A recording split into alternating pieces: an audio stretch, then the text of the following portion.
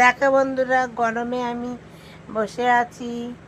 এত কষ্ট গরমে কি করব, খুব গরম পড়েছে। আজকে আমাদের রান্না দেখো, পাট শাকের বড়া, আমের চাটনিটা করেছি দুদিন ধরে। এ লোক এখন আর খাচ্ছে না, শুধু দই ভাতই খাচ্ছে। শসা, ঢেঁড়স, আলু, পোস্ত। দুপুরে দই ভাত থেকে খেয়েছে বলে আর খায়নি। চ বাবা, চ দেখি।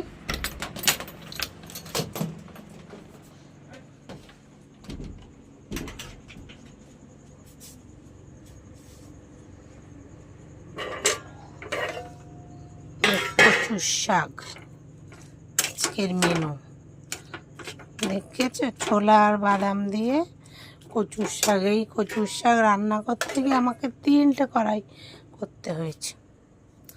এটা হচ্ছে কলাই ডালের বড়া, দই বড়া করব করে রেখেছি। এই যে আলু, ভেন্ডি, পোস্ত। এটা হচ্ছে ভাত, যা ভাত আছে জমির এখন হয়ে যাবে, আর কটা ভাত আমাকে বসাতে হবে। এইগুলো কাজের জিনিস, বিয়ে বাড়ি সাজানো। আর ওইদিকে চন্নু মন্নুরা দাঁড়িয়ে আছে।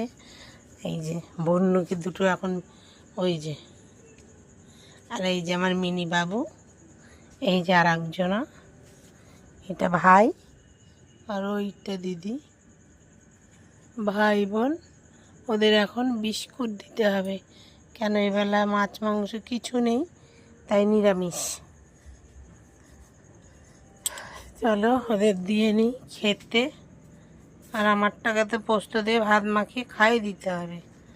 যাই হোক, শুভরাত্রি, সবাই খুব ভালো থেকো। লাইক, কমেন্ট, শেয়ার করো, চ্যানেলটা সাবস্ক্রাইব করো।